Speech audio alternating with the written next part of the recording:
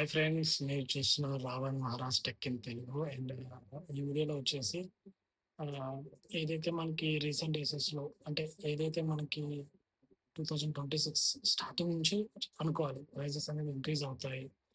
ఫిబ్రవరి నుంచి అవుతాయని చెప్పి చాలా న్యూసెస్ వచ్చాయి.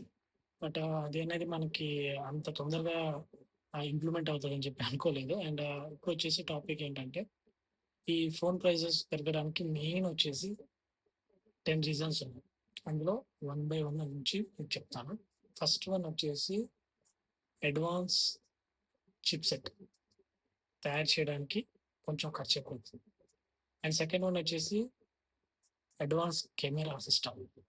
ఏదైతే కెమెరాలో వాడే సెన్సార్సు, పెరిస్కోప్, లెన్సెస్ అని ఏదైతే కెమెరాలో వాడే టెక్నాలజీ ఓఐఎస్ గాని లేకపోతే ఇట్లా ఇమేజ్ స్టెబిలైజేషన్ సంబంధించినవి గాని ఇవన్నీ సెకండ్ పాయింట్ కింద. ఇంక థర్డ్ పాయింట్ కింద డిస్‌ప్లేస్, ప్రీమియం డిస్‌ప్లేస్. అంటే లైక్ ఇప్పుడు ఇంతకుముందు ఎల్‌సీడీ డిస్‌ప్లే లాంటివి ఉండే. ఇప్పుడు సూపర్ ఎమోల్డ్, ఎల్‌టిపియు, ఎల్‌టిపిఎస్ అలాంటి డిస్‌ప్లేస్ అనేవి వస్తున్నాయి. అంటే ప్రీమియం క్వాలిటీతో విత్ హై రిఫ్రెష్ రేట్.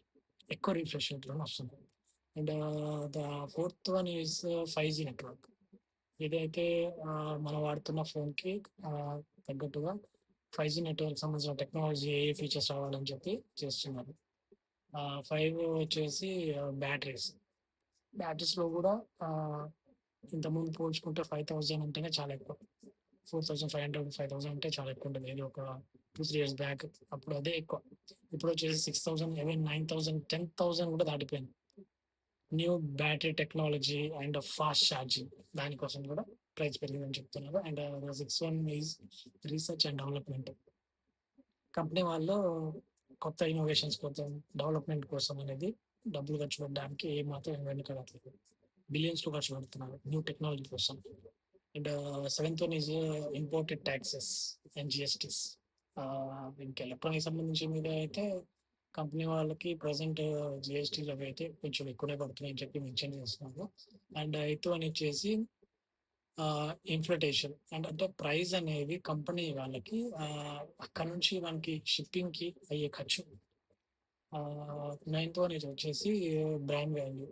ఏదైతే ప్రీమియం బ్రాండ్స్ యాపిల్, సామ్‌సంగ్ ఇట్లా బ్రాండ్స్ ఉన్నాయో వాటిలో ఉండే ఏదైతే బ్రాండ్ వాల్యూ ఎకో సిస్టమ్ అనేది చాలా పవర్‌ఫుల్ ఉంటుంది.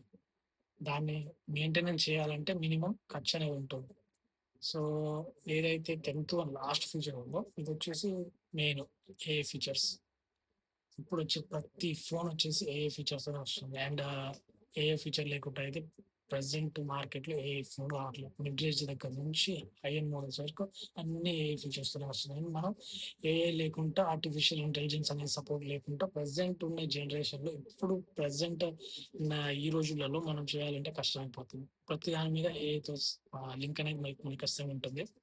అండ్ ఏఐ ఎంత పవర్‌ఫుల్ అయిందని కూడా అందరికి తెలుసు. సో, ఈరోజు టాపిక్ వచ్చేసి ఇది. అండ్ మనకి మెయిన్ మన వీడియోస్‌లో వచ్చేదేంటంటే టెక్ న్యూస్‌కి సంబంధించినవి వస్తాయి.